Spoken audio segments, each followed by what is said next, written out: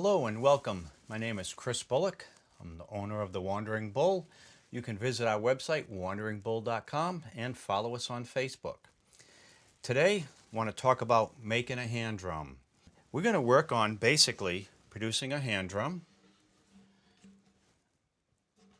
And it's rawhide that you need to soak. This is untanned cowhide. Basically, I'm going to stretch it all to the back, put a little hand hole in here. Very basic project. This is 13 inches, and the frames come in 10, 15, and 18 inches. Put these aside. So this is rawhide unsoaked. Stiff. And this is the hide that the rawhide came from. So this is a cowhide. You can see how stiff it is. Very difficult to work with. So when people refer to rawhide lacing, lots of times they're thinking of cow lacing that's soft and you can use it to lace up your shoes or your boots. This is rawhide. It's untanned and stiff.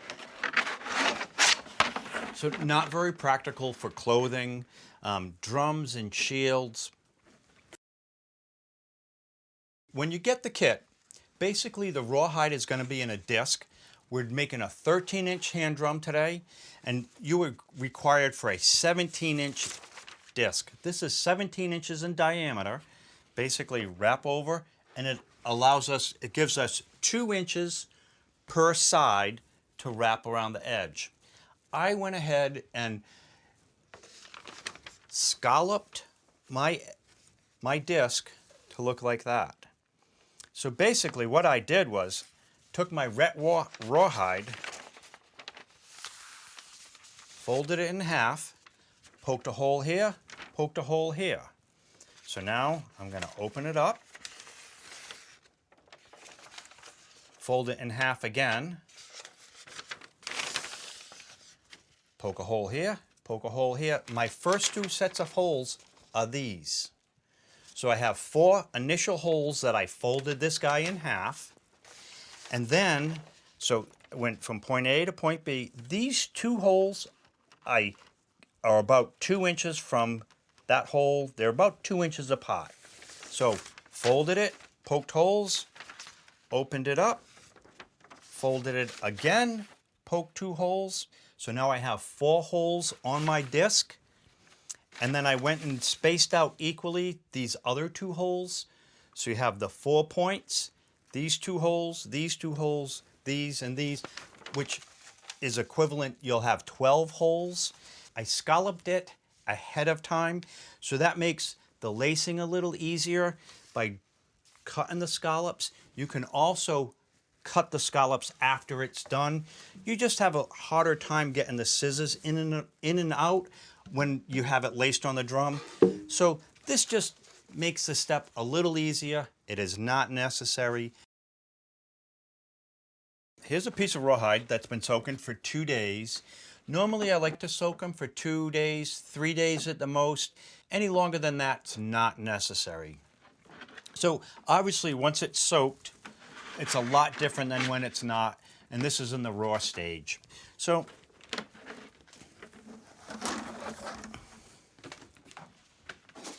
I have cut the rawhide in these loops around, and I have pre-punched holes. So I'll take my rawhide. I want this side here is the flesh side. This side here would be where the hair follicles would stick in. So I want the hair side out. It's smooth. If you're going to paint that drum, it's much easier to paint and smoother. This side tends to be a little rough. So I'm going to take my frame, stick it in the middle,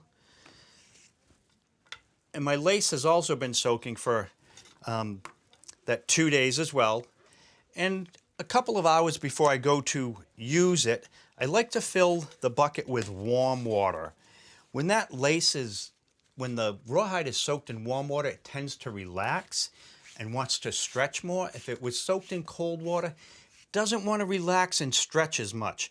So it doesn't make for a good finished drum. So once again, soak it for 2 days, an hour before you go about your project. Fill it up with hot water. You don't want it steaming hot. You don't want to cook the hide, but warm water makes it relax. So I have my lace. This is the lace that was soaked for 2 days, and this is what it came off of. So obviously, once it's wet, it expands, and this lace is nice and thin. So they're the same product. I am going to start by cutting the lace to a point.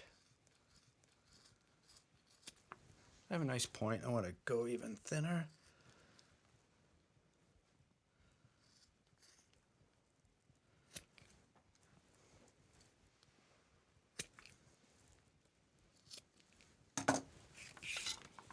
I'm going to go to the other end and do the same. So to string this drum that's 13 inches, we have 15 feet of lace here. Cut it out, measured it, and you'll see we'll end up with 4 or 5 inches, if we're lucky, left over at the end. So it really does take a lot of lace to do this project. Once I get them down to a point that I'm happy with. So I'm going to basically fold the lace in half. So I'm going to start it at a random point, does not matter. Here's my 2 ends.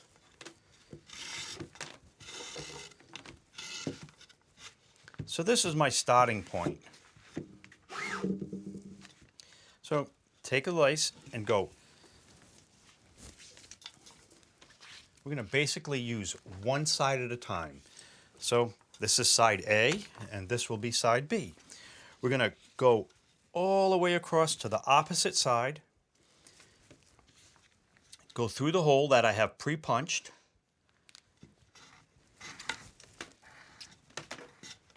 and pull that guy. I'm not going to pull it tight yet. So I'm still working on my A, and it's centered. I want equivalent rawhide on both sides. So now I'm going to take my A and go right back next to the one I started on. Pull that through. And at this point, you're not looking to pull it tight. You just want to relax, keep it relaxed. And so I am now, this is where I started, went over, came back. Now I'm going to take this piece and go opposite side.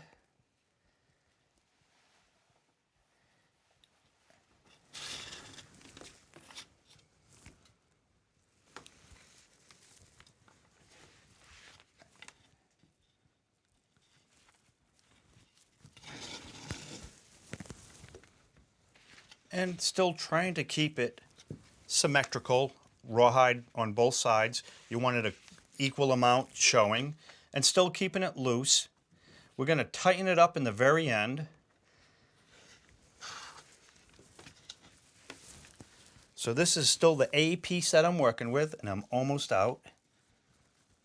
Go into that next hole.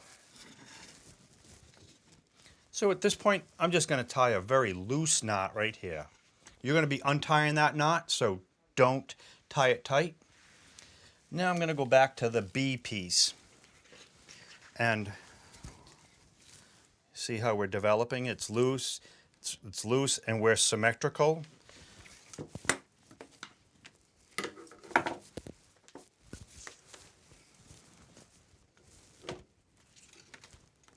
So once again, this is where we started.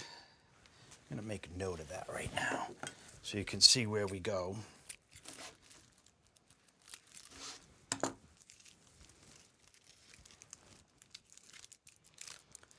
This was the start.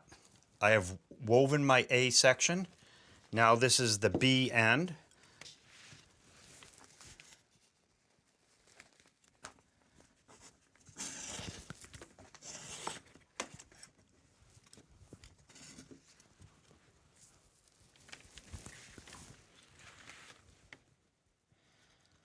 The holes I punched are probably 1/8 of an inch, no more than 1/4 of an inch on a hand drum.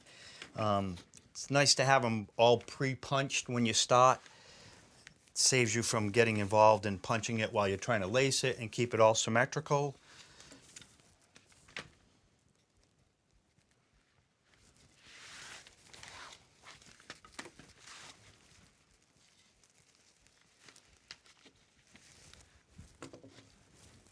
And that guy wants to stay. I want to keep it on a nice sharp point.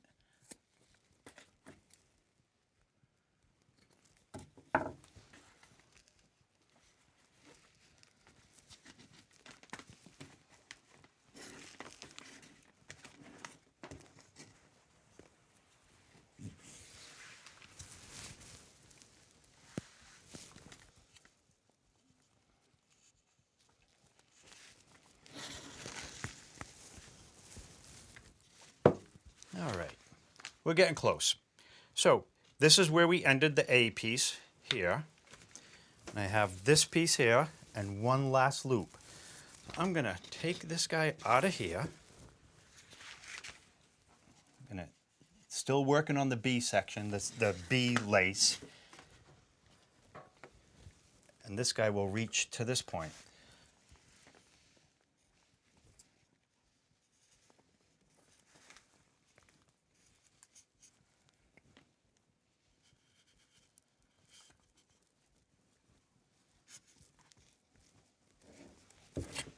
All right.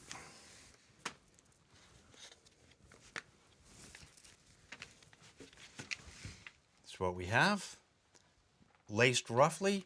And at this point in time, I want to make sure that looks like I have a little extra space here and some space here. These guys are pretty close. There's a distance here.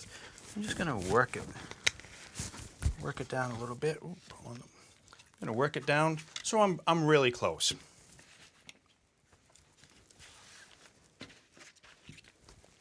So I have an end here. I'm gonna basically go back. So now I have both ends, all my holes are laced. This is where I started. So I'm gonna just stop pulling. And then following how I laced it originally. And we're gonna tighten it once more. This is not the final tight. So and once again, make sure that you're symmetrical. This side is not further up and this side is down. We want nice coverage all the way around. So we started here. We're gonna tighten.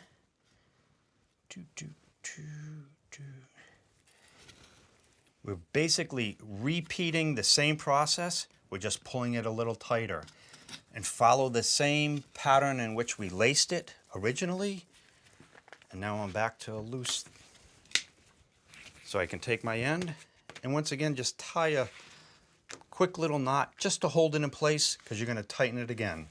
So I tightened up the A lace first. Now I'm going to go the B side.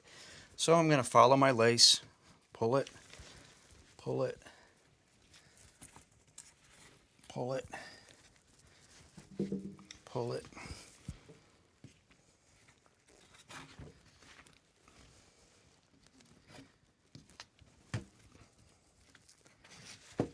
And right back to the end.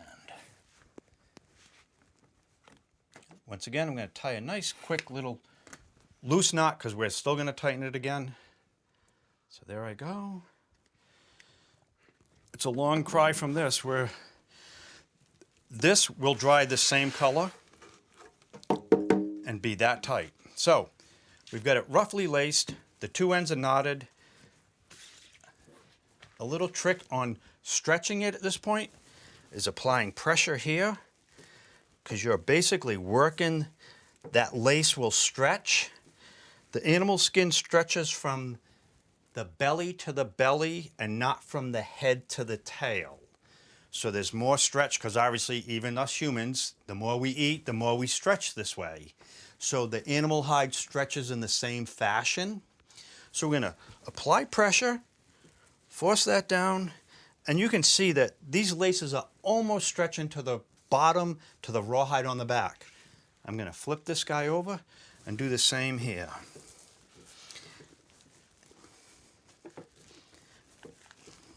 So now we're loose again. Go right back to where we started. This is our starting point. I'm going to pull. And at this point in time, we're going to be close to being our last pull. So it's going to be pulled very tight. And same thing, we're going to pull it the same way we laced it in the beginning. And the lace determines that pattern. You can easily see which way you went.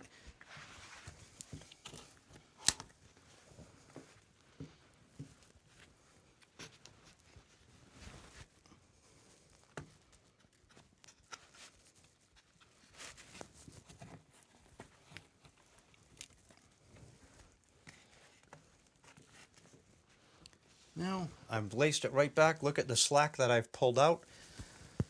There's my loose knot.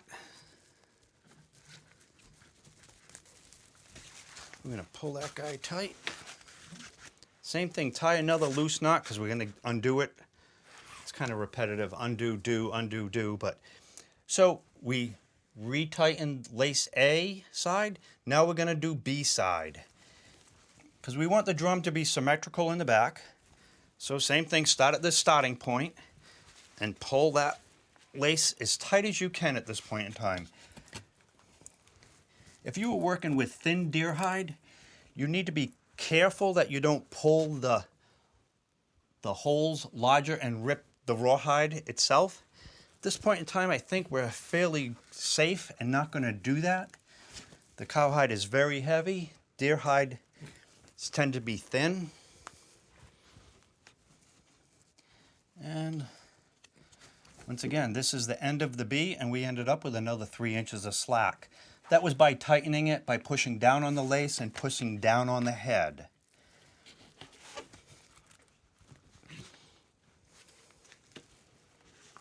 Tie another loose knot on this last B section. We're getting there.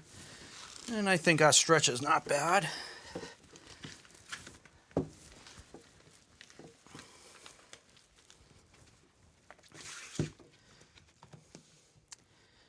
I think I'm going to pull it one more time. Not as, well, very tight, but it won't be as critical as the other ones. I'm just looking to get rid of any slack that might still be in the lacing because it does stretch.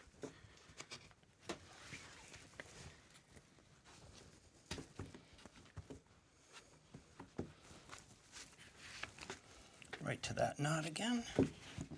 Pull that guy tight. Same thing, another loose knot. Now I'm going to go back and tighten the B side of the lace.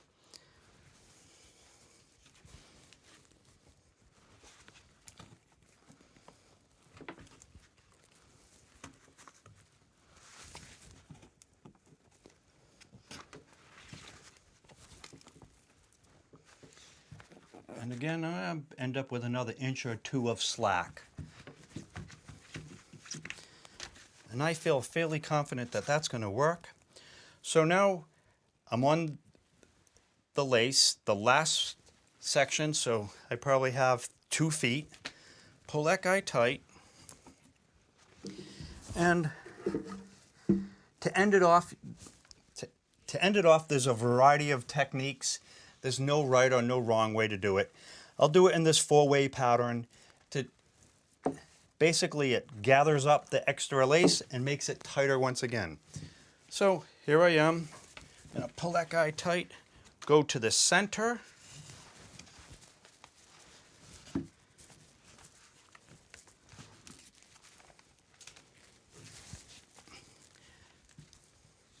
So from this point, I'm going to bundle 3 groups together, 3 groups together, and 3 groups together.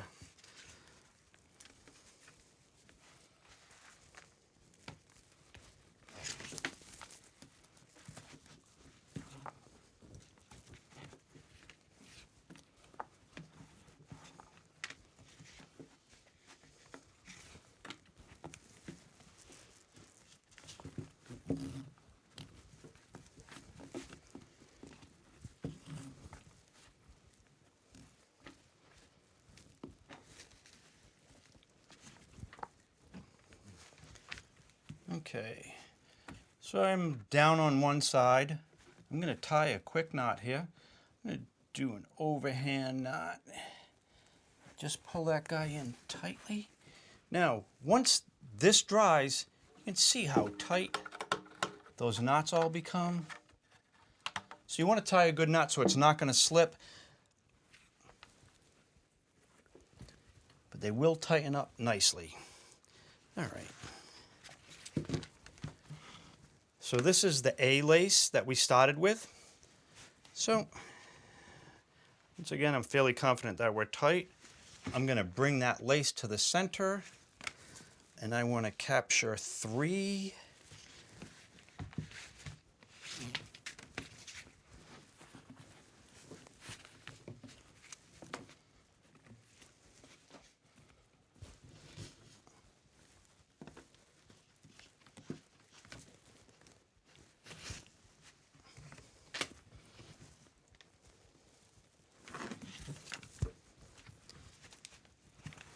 See how I was pulling it tight?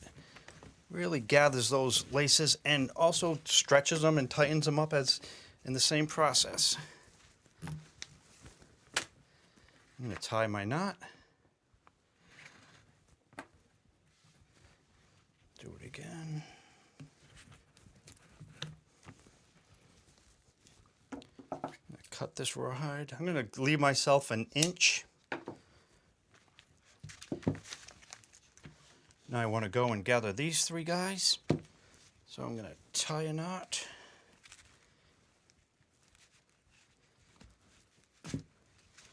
And in this case, I'm going to wrap over that little tail just for strength.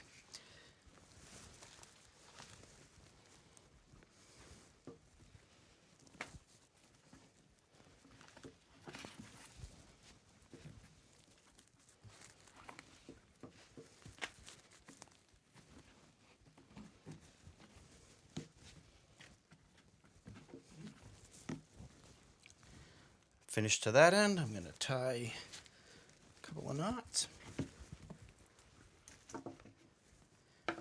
I'm going to leave that and leave that one.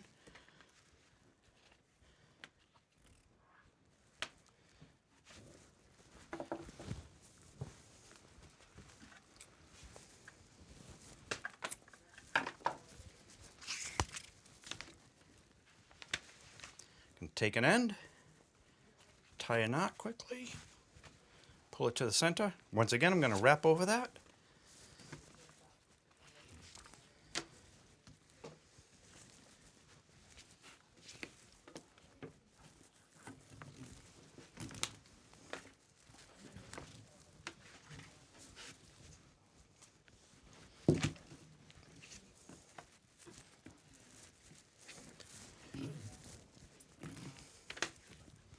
I'll do one more wrap.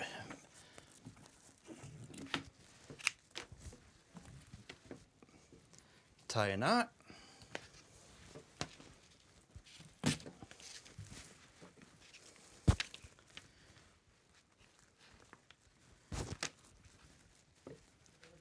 Okay. So, in reality, we've got a couple of ends. There's our start.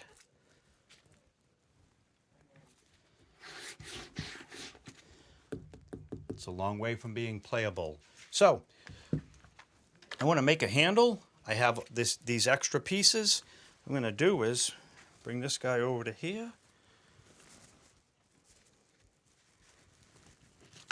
Basically, when you're using a hand drum, you want enough room to put your hand in here.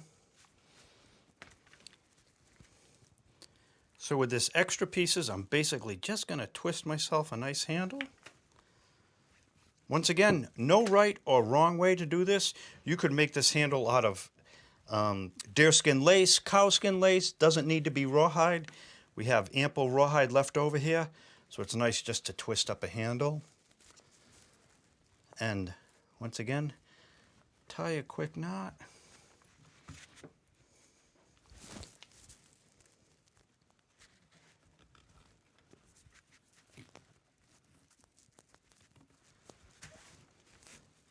So I'm going to give myself a little more room there.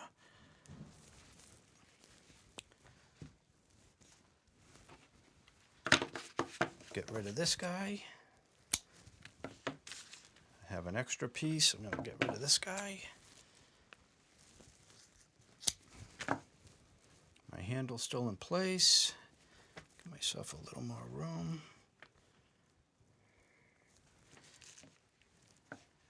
I'm happy with that. I'm going to snip these last two pieces off. There you go. I would stick something in the center just to keep this handle in the upright position. So once it dries, I'll still be able to get my hand in like that. You probably have a day of drying and it's going to shrink and pull all this much tighter as it dries.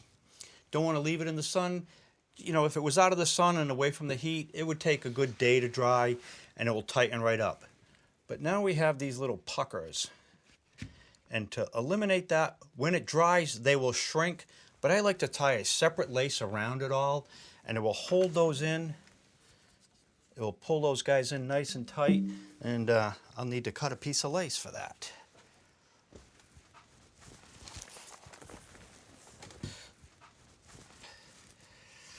Okay, so now I'm going to just take my soft deerskin lace and wrap it around this guy. Tie a knot, and then I'm going to force it up over the puckers. That's just to ensure that they're going to lay nice and flat and not stick up and be hard.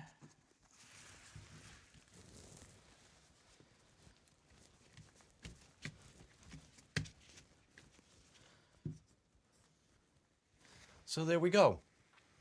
Hand drum 101, 13-inch hand drum, cowhide, soak it for 2 days, lace, soak it for 2 days, start in the middle, cross, back and forth, tighten it up several times, push on that head to compress it, to stretch it out, stretch it again, and with all what's left, you make a nice handle, wedge something in there so it keeps its shape and form, and you have a hand drum. Day to dry, you'll be ready to go. Keep it out of the direct sunlight and away from direct heat, and you'll have a drum that will last for a good long time. Hey, thanks a lot, and happy drumming.